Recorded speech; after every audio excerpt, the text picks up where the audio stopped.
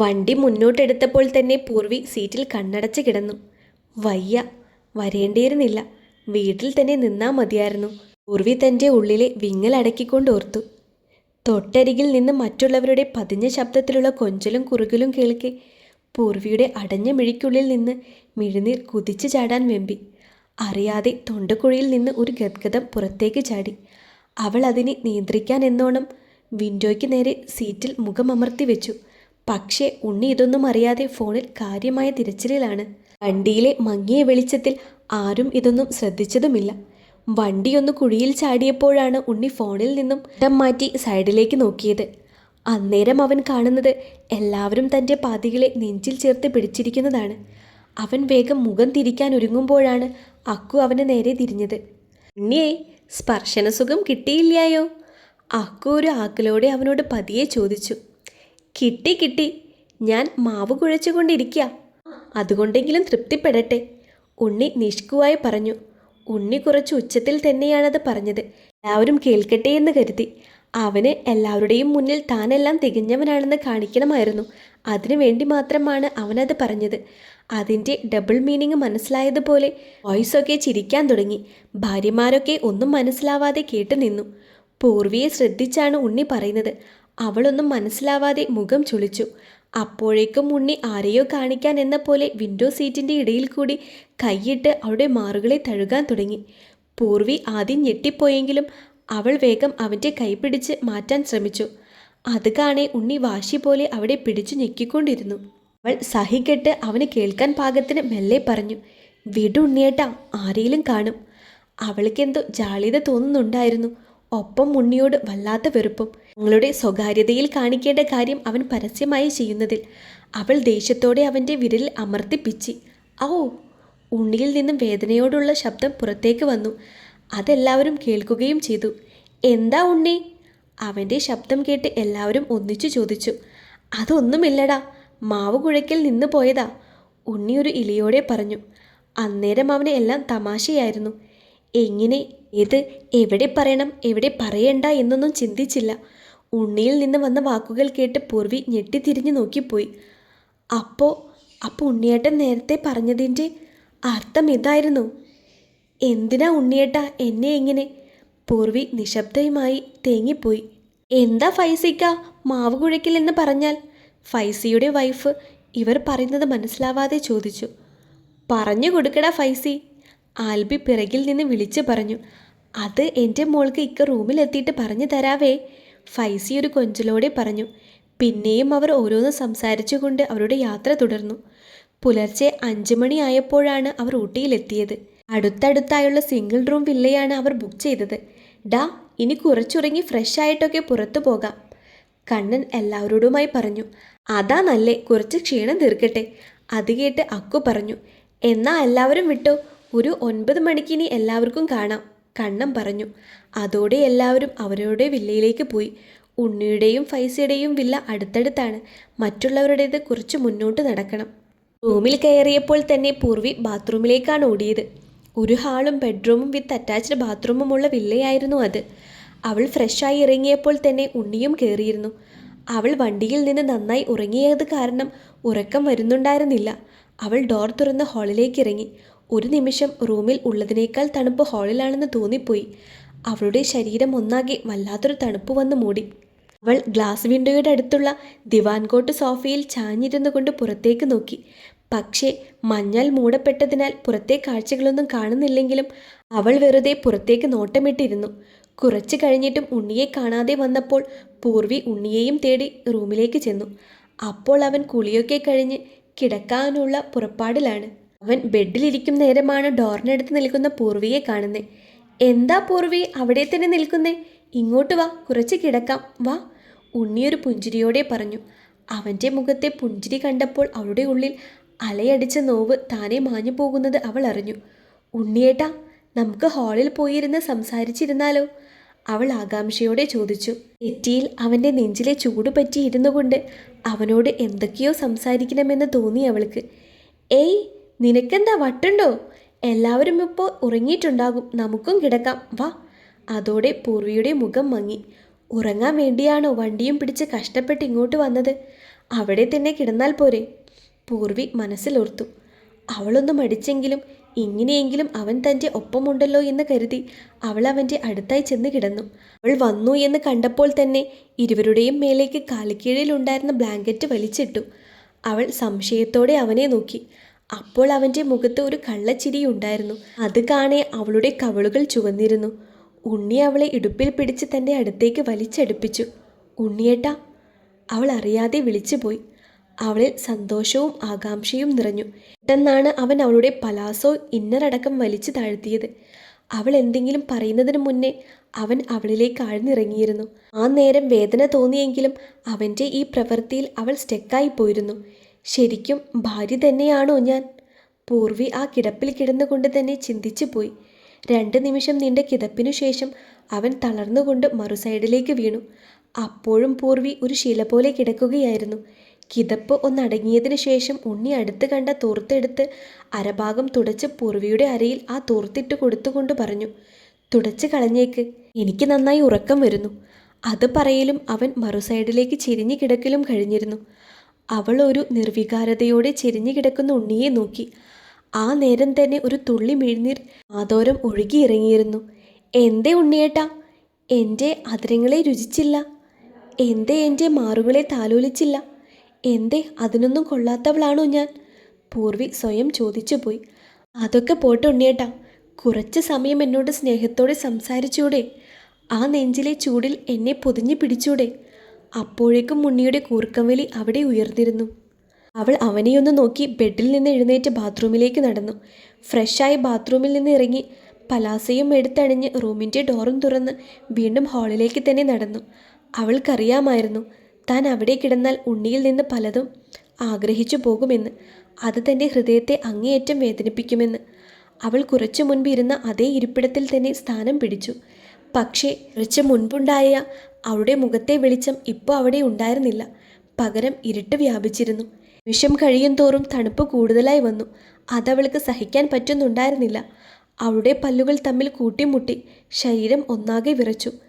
തന്നിൽ ചൂട് പകരേണ്ടവൻ അടുത്തുണ്ടായിട്ടും തന്നെ ചേർത്ത് പിടിക്കുന്നില്ലല്ലോ എന്നോർത്ത് അവളുടെ മിഴികൾ നനഞ്ഞൊഴുകാൻ തുടങ്ങി. പിന്നീട് എപ്പോഴോ തണുപ്പ് കൂടിയതിനാൽ അവൾ റൂമിലേക്ക് തന്നെ പോയിരുന്നു. ബെഡിൻ്റെ ഒരു സൈഡിൽ ചേർന്ന് കിടന്ന് ബ്ലാങ്കറ്റ് ദേഹത്തേക്ക് വലിച്ചിട്ടു. അന്നേരം അവൾക്ക് തണുപ്പിൽ നിന്ന് കുറച്ച് ആശ്വാസം തോന്നി. പതിയെ പതിയെ അവൾ മയക്കത്തിലേക്ക് വീണിരുന്നു. ഉണ്ണി! പുറത്തുനിന്ന് വാതിൽ തട്ടി ഫൈസിയുടെ വിളി വന്നപ്പോഴാണ് ഇരുവരും ഉണർന്നത്. ഉണ്ണി ബെഡിൽ നിന്ന് ചാടി എഴുന്നേറ്റ് വേഗത്തിൽ ഡോർ തുറക്കാൻ ചെന്നു. ഡോർ തുറന്നപ്പോൾ തന്നെ കാണുന്നത് കല്ലിച്ച മുഖവുമായി നിൽക്കുന്ന ഫൈസിയെയാണ്. അത് കണ്ടപ്പോൾ ഉണ്ണിയൊന്ന് പരിങ്ങി. ഉണ്ണി, നീ ഇതുവരെ റെഡിയായില്ലേ? ഞാൻ പറഞ്ഞതല്ലേ 9 മണിയാകുമ്പോഴേക്കും പുറത്തേക്ക് വരണമെന്ന്. ഫൈസി അവനെ കുറിപ്പിച്ചു നോക്കിക്കൊണ്ട് പറഞ്ഞു. സോറിടാ, ഇത്തിരി മയങ്ങിപ്പോയി, അതാ. ഉണ്ണി തലചൊറിഞ്ഞുകൊണ്ട് അവനുള്ള മറുപടി നൽകി. ആ, ഇനിയും നിന്ന് നേരം കളയല്ലേ, വേഗം ഫ്രഷായി വാ, എല്ലാവരും അവിടെ കാത്തു നിൽപ്പുണ്ട്. ഫൈസി അതും പറഞ്ഞ് അവിടെ നിന്നും പോയി. പിന്നീടെല്ലാം പെട്ടെന്നായിരുന്നു. ഇവരും വേഷമൊക്കെ മാറി അവിടെ നിന്നും ഇറങ്ങിയിരുന്നു. എന്തേലും കഴിച്ച് സ്ഥലമൊക്കെ കാണാൻ പോകാമെന്ന് പറഞ്ഞതുകൊണ്ട് എല്ലാവരും വില്ലയിൽ നിന്ന് കുറച്ച് ദൂരമുള്ള റെസ്റ്റോറൻറ്റിലേക്ക് നടന്നു. എല്ലാവരും അവരവരുടെ പാതിയുടെ കൈകോർത്ത് പിടിച്ച് നടന്നപ്പോൾ ഉണ്ണിയും പൂർവിയും അകലം പാലിച്ച് നടന്നു. അതവരുടെ പിറകിലായിരുന്ന കിച്ചു ശ്രദ്ധിച്ചിരുന്നു. പെങ്ങളെ തന്നെ സൂക്ഷിച്ചോ, അല്ലേ ഇവൻ പെങ്ങളെയും എവിടെയെങ്കിലും മറന്നു വെക്കും. കിച്ചു ഉണ്ണിക്കും പൂർവിക്കും കേൾക്കാൻ വേണ്ടി മാത്രം പറഞ്ഞു. അത് കേട്ട് പറഞ്ഞത് ശരിയാണെന്ന പോലെ പൂർവി വായിൽ കയ്യും വെച്ച് ചിരിയടക്കാൻ ശ്രമിച്ചു. ഡാ, നിന്നെ ഞാൻ! ഉണ്ണി അവനെ തല്ലാൻ വേണ്ടി കൈകൾ ഉയർത്തിയപ്പോഴേക്കും കിച്ചു മുന്നോട്ടോടിയിരുന്നു. കുറച്ച് നടന്നപ്പോൾ തന്നെ അവരെല്ലാവരും റെസ്റ്റോറൻറ്റിലെത്തിയിരുന്നു. അവിടെ ഇഡ്ഡലിയും സാമ്പാറും മാത്രമേ ഉണ്ടായിരുന്നുള്ളൂ. വേറെയെല്ലാം തീർന്നു പോയിരുന്നു. പിന്നെ എല്ലാവരും അതും കഴിച്ച് വീണ്ടും നടക്കാൻ തുടങ്ങി. പിന്നീട് എല്ലാവരും എത്തിച്ചേർന്നത് ഊട്ടി ബൊട്ടാനിക്കൽ ഗാർഡനിലാണ്. ദാ, എല്ലാവരും ഒന്ന് ഇങ്ങോട്ട് ശ്രദ്ധിച്ചേ, കണ്ണൻ എല്ലാവരോടുമായി പറഞ്ഞു. ഇനി ഇങ്ങോട്ട് എല്ലാവരും അവരുടെ വഴിക്ക് നടന്നു. 1 മണിക്കൂറിന് ശേഷം എല്ലാവരും ഇവിടേക്ക് തന്നെ വന്നാൽ മതി. കണ്ണൻ അതും പറഞ്ഞ് എല്ലാവരെയും ഒന്ന് നോക്കി. എല്ലാവരും സമ്മതം പോലെ തങ്ങളുടെ പാതിയുടെ കൈകൾ പിടിച്ച് പല ഭാഗത്തേക്ക് നടന്നു. കണ്ണേട്ടാ, പാറു! കൊക്കയുടെ താഴ്ചയിലേക്ക് നോക്കി കണ്ണനും പാറുവും അലറി. എല്ലാവരും പല വഴിക്ക് പിരിഞ്ഞപ്പോൾ തന്നെ പൂർവിക്ക് പേടി തോന്നിയിരുന്നു. അവൾക്കറിയാമായിരുന്നു ഉണ്ണി തന്നെ ചേർത്ത് പിടിക്കില്ലെന്ന്. അവൾ മനസ്സിൽ കണ്ടതുപോലെ തന്നെ സംഭവിക്കുകയും ചെയ്തു. എല്ലാവരും അവരവരുടെ വഴിക്ക് പോയപ്പോൾ ഉണ്ണിയും എക്സ്പ്രസ് വിട്ടതുപോലെ മുന്നോട്ട് നടക്കാൻ തുടങ്ങിയിരുന്നു. തൻ്റെ എന്തോ ഒന്ന് കൊണ്ടുവച്ചതുപോലെയായിരുന്നു അവൻ്റെ നടത്തം. ഉർവി അവൻ്റെ പിറകെ നടന്നെത്താൻ വല്ലാതെ പാടുപെടുന്നുണ്ടായിരുന്നു. പക്ഷേ ഉണ്ണി അങ്ങനെയൊരാൾ തൻ്റെ പിറകെ ഉണ്ടെന്ന് പോലും അവൻ ഓർത്തില്ല. നടക്കുന്നതിനിടയിൽ പൂർവി കണ്ടിരുന്നു എല്ലാവരും തൻ്റെ പാതികളെ ചേർത്ത് പിടിച്ച് സെൽഫി എടുക്കുന്നതും മറ്റു പല മനോഹരമായ കാഴ്ചകളും. കൈ ചേർത്ത് പിടിച്ച് ഏറെ സന്തോഷത്തോടെ നോക്കിക്കാണുന്നു അവരെ. ഉണ്ണിയുടെ പിന്നാലെ ഇനിയും നടക്കാൻ കഴിയില്ല എന്ന് തോന്നിയപ്പോൾ പൂർവി കുറച്ച് മാറിയുള്ള മരച്ചുവട്ടിൽ പോയി നിന്നുകൊണ്ട് കിതച്ചു. ഇതൊന്നും ഉണ്ണി അറിയുന്നുണ്ടായിരുന്നില്ല. അവൻ്റെ വഴിക്ക് എന്തൊക്കെയോ നോക്കി നടക്കുകയായിരുന്നു. അപ്പോഴേക്കും എല്ലാവരും അവളുടെ കൺമുന്നിൽ നിന്ന് ദൂരേക്ക് മറഞ്ഞിരുന്നു. പൂർവിക്ക് ആകെ ഒറ്റപ്പെടൽ ഫീൽ ചെയ്യാൻ തുടങ്ങി. അവൾ തൻ്റെ ഉള്ളിലെ സങ്കടം നിയന്ത്രിക്കാൻ വയ്യാതെ അടുത്ത് കണ്ട മരത്തിൻ്റെ ഒരു മൂലയിൽ ഇരുന്നു കൊണ്ട് പുറങ്കൈ വായിൽ വെച്ച് അമർത്തി കടിച്ചുകൊണ്ട് അവൾ ശബ്ദമില്ലാതെ ഏങ്ങി ഏങ്ങി കരഞ്ഞു. ഒഴുകാൻ ഒരിടം കിട്ടിയതുപോലെ മിഴുനീർ ധാരയായി ഒഴുകാൻ തുടങ്ങിയിരുന്നു. അപ്പോഴേക്കും ഉണ്ണി അവളുടെ കൺവെട്ടത്ത് നിന്ന് തന്നെ മറഞ്ഞിരുന്നു. അവൻ എവിടേക്ക് പോയതെന്ന് തന്നെ അവൾ അറിഞ്ഞിരുന്നില്ല. എന്തേ ഉണ്ണിയേട്ടാ, ഈ പൂർവിയെ ഉണ്ണിയേട്ടന് വേണ്ടേ? എന്തിനാ എന്നെ ഒറ്റപ്പെടുത്തിക്കൊണ്ട് അകറ്റി നിർത്തുന്നേ? വയ്യ ഉണ്ണിയേട്ടാ, ഈ പൂർവിക്ക് ഇതൊന്നും താങ്ങാൻ വയ്യ. നെഞ്ചൊക്കെ വല്ലാതെ നോവുകയാ.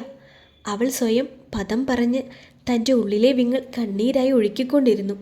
1 മണിക്കൂറിന് ശേഷം എല്ലാവരും നേരത്തെ പറഞ്ഞിടത്ത് തന്നെ ഒത്തുകൂടിയപ്പോൾ ഉണ്ണിയുടെ കൂടെ പൂർവിയെ കാണാതെ വന്നപ്പോൾ എല്ലാവരുടെയും മുഖം ഒരുപോലെ ചുളിഞ്ഞു. ഉണ്ണിയേട്ടാ, പൂർവി എവിടെ? പാറു സംശയത്തോടെ ചോദിച്ചു. അപ്പോഴാണ് ഉണ്ണിയും തൻ്റെ കൂടെ പൂർവി ഇല്ലെന്ന കാര്യം ശ്രദ്ധിച്ചത്. അവൻ കരുതിയത് തൻ്റെ പിറകെ തന്നെ പൂർവി ഉണ്ടാകുമെന്നാണ്. ഓരോ കാഴ്ച കണ്ട് നടക്കുന്നതിനിടയിൽ അവൾ കൂടെ ഉണ്ടെന്ന കാര്യം ഓർത്തില്ല. ഡാ, അവൾ എവിടെയാണെന്ന് എനിക്കറിയില്ലടാ, ഉണ്ണി നേരിയ ഭയത്തോടെ പറഞ്ഞു. അതോടെ കണ്ണൻ്റെ ടെമ്പർ തെറ്റിയിരുന്നു. ഡാ, എന്ത് പണിയാ നീ കാണിച്ചത്? അവൾ നിന്റെ കൂടെയല്ലേ വന്നത്? കണ്ണൻ ഉണ്ണിക്ക് നേരെ അലറി. കണ്ണ, വാടാ, ഇപ്പോൾ വഴക്കിടേണ്ട സമയമല്ല. വാ, നമുക്ക് ചെന്ന് നോക്കാം. അവൾ ഇവിടെ എവിടെയോ തന്നെ കാണും, കിച്ചു കണ്ണനെ പിടിച്ചുകൊണ്ട് പറഞ്ഞു. എല്ലാവരും അത് ശരിവെച്ചുകൊണ്ട് പൂർവിയെ പരതി നടക്കാൻ തുടങ്ങി. കുറച്ച് മുന്നോട്ട് പോയപ്പോൾ തന്നെ കുറച്ചു ദൂരെ മരത്തിന് ചുവട്ടിൽ നിൽക്കുന്ന പൂർവിയെ എല്ലാവരും കണ്ടിരുന്നു. എല്ലാവരും ഒരുമിച്ച് തന്നെ അവൾക്കടുത്തേക്ക് നടന്നെടുത്തു. അവരൊക്കെ തൻ്റെ അടുത്തേക്ക് വരുന്നത് പൂർവിയും കണ്ടിരുന്നു. എന്ത് പണിയാ പൂർവി നീ കാണിച്ചത്? നമ്മൾ എവിടെയൊക്കെ നിന്നെ തിരഞ്ഞു, പാറു അവളുടെ അടുത്തെത്തിയപ്പോൾ തന്നെ പറഞ്ഞു. അന്നേരമാണ് എല്ലാവരുടെയും മുഖത്തെ അവൾ ശ്രദ്ധിച്ചത്. അത് പാറു. പൂർവി എന്ത് പറയണമെന്നറിയാതെ വിക്കി. അപ്പോഴും ഉണ്ണി മൗനമായിരുന്നു. ഇങ്ങനെ തനിച്ചു നിൽക്കാൻ നമ്മുടെ നാടാണെന്നാണോ നിന്റെ വിചാരം? കണ്ണൻ ദേഷ്യം അടക്കിക്കൊണ്ട് പറഞ്ഞു. അത് കണ്ണേട്ട, ഞാൻ അറിയാതെ ഇവിടെ നിന്നു പോയതാ. സമയം പോയതറിഞ്ഞില്ല. അതിന് കണ്ണനൊന്ന് അമർത്തി മൂളി. പൂർവി, ഇനി ഇങ്ങനെ തനിച്ച് നടക്കല്ലേ കേട്ടോ. അറിയാതെ നാടാണ്. എന്തേലും പറ്റിയാൽ പറഞ്ഞിട്ട് കാര്യമില്ല. ഫൈസി സൗമ്യമായി അവളോട് കാര്യം പറഞ്ഞ് മനസ്സിലാക്കി. പൂർവി അത് മനസ്സിലായെന്ന പോലെ തലയാട്ടി. പക്ഷേ അവൾ അപ്പോഴും ഉണ്ണിയെ നോക്കാനേ പോയില്ല. ആ, ഇനി വാടാ, വെറുതെ ഇവിടെ നിന്ന് സമയം കളയണ്ട. നമുക്ക് ഇനിയും എവിടെയൊക്കെ പോകാനുള്ളതാ, അക്കു എല്ലാവരോടുമായി പറഞ്ഞു. പിന്നീട് എല്ലായിടവും എല്ലാവരും ഒരുമിച്ച് തന്നെയാണ് പോയത്. നേട്ടാ, വാ കണ്ണേട്ടാ, അവിടെയും കൂടി ചെന്നിട്ട് നമുക്ക് തിരിച്ചു പോവാം പ്ലീസ്, പാറു കണ്ണനോട് കെഞ്ചി. ശിവൻ പെട്ടെന്ന് നാട്ടിൽ വരണമെന്ന് പറഞ്ഞുകൊണ്ട് ഒരു ദിവസം മാത്രം നീണ്ട ട്രിപ്പ് കഴിഞ്ഞ് അവർ തിരികെ നാട്ടിലേക്ക് പോവുകയാണ്. പെട്ടെന്ന് തന്നെ തിരികെ പോകുന്നത് ആർക്കും മുഖത്ത് അത്ര ഉന്മേഷം പോരാ. പിന്നെ ശിവൻ അത്യാവശ്യ കാര്യമാണെന്ന് പറഞ്ഞതുകൊണ്ട് മാത്രമാണ് അവർ മനസ്സോടെ തിരികെ വരുന്നത്. അങ്ങനെ യാത്ര പുറപ്പെട്ട് കുറച്ചു നേരം പിന്നിട്ടപ്പോഴാണ് വിൻഡോയിലൂടെ പാറുവിൻ്റെ കണ്ണിൽ മനോഹരമായ കുന്നിൻ ചെരിവ് കാണാനിടയായത്. അതോടെ അവൾ അവിടേക്ക് പോകണമെന്ന് അതിയായ ആഗ്രഹം തോന്നി. അതിനവിടെ വണ്ടി നിർത്താൻ വേണ്ടി കണ്ണനോട് കെഞ്ചുകയാണ് പാറു. പ്ലീസ് കണ്ണേട്ടാ, ഒന്ന് കണ്ടിട്ട് വേഗം തിരികെ പോരാം. എൻ്റെ പൊന്നു കണ്ണേട്ടനല്ലേ, കണ്ണൻ്റെ താടിയിൽ പിടിച്ച് കൊഞ്ചിക്കൊണ്ട് പറഞ്ഞുകൊണ്ടിരുന്നു പാറു. പക്ഷേ കണ്ണന് അവിടെ ഇറങ്ങാൻ എന്തോ ഒരു ആദി പോലെ. അതിനാൽ പാറുവിൻ്റെ അപേക്ഷ അവൻ തള്ളിക്കൊണ്ടിരുന്നു. ആ, പാറുവിൻ്റെ ആഗ്രഹമല്ലേ കണ്ണ, നമുക്ക് അവിടെയും കൂടെ ഒന്ന് ഇറങ്ങിയിട്ട് തിരിച്ചു പോകാം, ആൽബി കണ്ണനോടായി പറഞ്ഞു. ശരിയാ, അവിടെ സൂപ്പർ വൈബായിരിക്കും, ഐസിയുടെ ഭാര്യ ഫാത്തിമ ചാടിക്കേറി പറഞ്ഞു. എന്തോ, എങ്ങനെ? കിച്ചു മുന്നിൽ നിന്ന് പാത്തുവിനെ കളിയാക്കും പോലെ ചോദിച്ചു. അതോടെ പാത്തു ചമ്മലോടെ ഫൈസിയുടെ പിറകിൽ ഒളിച്ചിരുന്നു. പാത്തു പൂർവിയെപ്പോലെ മിണ്ടാപ്പൂച്ച ടൈപ്പാണ്. അതാണ് അവളുടെ ഒച്ച പൊങ്ങിയപ്പോൾ കിച്ചു കളിയാക്കിയത്. പൂർവിക്കും അതിയായ ആഗ്രഹമുണ്ട് അവിടെ ഇറങ്ങാൻ. പിന്നെ ഉണ്ണിയോട് പറയാൻ പേടിയായതുകൊണ്ട് ഒന്നും മിണ്ടാതെ നിന്നതേയുള്ളൂ. അവസാനം പാറു കാലു പിടിക്കുമെന്നായപ്പോൾ കണ്ണൻ മനസ്സില്ലാ മനസ്സോടെ സമ്മതം മൂളി. വണ്ടി നിർത്തിയപ്പോൾ തന്നെ പാറു പൂർവിയുടെ കൈയും പിടിച്ച് മുകളിലേക്ക് ഓടിയിരുന്നു. കണ്ണേട്ടാ! കുന്നിൻ്റെ ഏറ്റവും ടോപ്പിൽ നിന്നുകൊണ്ട് പൂർവി വിളിച്ചു കൂവി. കണ്ണേട്ടാ, കണ്ണേട്ടാ! 4 ഭാഗത്തു നിന്നും അവളുടെ ശബ്ദം പ്രതിധ്വനിച്ചു കൊണ്ടിരുന്നു. കണ്ണേട്ടാ! പൂർവി നോക്കിയേ, ഞാൻ വിളിക്കുന്നത് പോലെ, എവിടെ നിന്നൊക്കെയോ വിളിക്കുന്നത് പോലെയല്ലേ? പാറു തുള്ളിച്ചാടിക്കൊണ്ട് പറഞ്ഞു. ആ നിമിഷം അവളിൽ കൊച്ചുകുട്ടിയുടെ ആവേശമായിരുന്നു. പൂർവി, നീയും ഉണ്ണിയേട്ടാ എന്ന് വിളിച്ചു നോക്കിയേ. പാറു പൂർവിയുടെ കൈകൾ പിടിച്ച് കുലുക്കിക്കൊണ്ട് പറഞ്ഞു. ഏയ് വേണ്ട പാറു, എനിക്കെങ്ങും വയ്യ, പൂർവി ചമ്മലോടെ പറഞ്ഞു. ഇതൊക്കെ എല്ലാവരും പുഞ്ചിരിയോടെ നോക്കിക്കണ്ടു. വാടി കെട്ടിയോളെ, നമുക്കൊരു സെൽഫി എടുക്കാം. അതും പറഞ്ഞ് അക്കു അവൻ്റെ വൈഫിനെയും കൊണ്ട് മാറി നിന്നു. അത് കണ്ട് ആൽബിയും തൻ്റെ വൈഫിനെ ചേർത്ത് പിടിച്ച് മാറി നിന്നു സെൽഫി എടുക്കാൻ തുടങ്ങി. സെൽഫി ഭ്രാന്തന്മാർ, അക്കുവിൻ്റെയും ആൽബിയുടെയും കോപ്രായം കണ്ട് സ്വയം പറഞ്ഞു. എന്നാ ഉണ്ണി നമുക്കൊരു ഫാമിലി പിക്ക് എടുത്താലോ? കണ്ണൻ ഉണ്ണിയോടായി ചോദിച്ചു. അത് ഞാനും പറയാനിരിക്കുമായിരുന്നു. അവിടെ നിന്നൊന്നും നമ്മൾ ഒരുമിച്ചുള്ള പിക്ക് എടുത്തില്ലല്ലോ. എന്നാൽ നമുക്ക് ദേ അവിടെ നിന്ന് എടുക്കാം, അതാവുമ്പോൾ നല്ല രസമുണ്ടാവും, പാറു കുന്നിൻ്റെ എൻഡിൽ കാണിച്ചുകൊണ്ട് പറഞ്ഞു. എന്നാ വാ. അതും പറഞ്ഞ് കണ്ണൻ മുന്നോട്ട് നടന്നു. ആദ്യം കണ്ണൻ, അവൻ്റെ തൊട്ടടുത്തായി പാറു, പിന്നെ ഉണ്ണി, അത് കഴിഞ്ഞ് പൂർവി. അങ്ങനെയാണ് നിന്നത്. പാറുവിന് അങ്ങനെ നിന്നിട്ട് എന്തോ തൃപ്തിയാവാത്തത് പോലെ. പാറു വീണ്ടും വീണ്ടും പുറകോട്ട് പോകാൻ പറഞ്ഞു. വാ കണ്ണേട്ടാ, കുറച്ചുകൂടെ പുറകോട്ട് നിൽക്കാം, എന്നാലേ സൂപ്പറാവൂ. അതും പറഞ്ഞ് അവൾ കണ്ണൻ്റെ കൈവിട്ട് പുറകോട്ട് നീങ്ങി. പാറു ഇനി പോകല്ലേ. കണ്ണൻ പറയുന്നതിന് മുന്നേ പാറു താഴെയുള്ള കല്ലിൽ തട്ടി താഴേക്ക് വീഴാൻ ഒരുങ്ങി. ആ വെപ്രാളത്തിൽ അവളുടെ കയ്യിൽ പിടുത്തം കിട്ടിയത് ഉണ്ണിയുടെ ഷർട്ടിലായിരുന്നു. ഉണ്ണിക്കും പെട്ടെന്നായതുകൊണ്ട് ഒന്നും ചെയ്യാൻ പറ്റിയില്ല. ആ! ഇരുവരും ഒരു അലർച്ചയോടെ താഴേക്ക് പതിച്ചിരുന്നു. എല്ലാം ഒറ്റ നിമിഷം കൊണ്ടായിരുന്നു സംഭവിച്ചത്. ഉണ്ണിയേട്ടാ! പാറു! കണ്ണനും പൂർവിയും അലറിക്കൊണ്ട് അവരുടെ പിറകെ ചാടാനൊരുങ്ങി. അപ്പോഴേക്കും ഇരുവരെയും ഫൈസിയും കിച്ചുവും കൂടി വട്ടം പിടിച്ചിരുന്നു.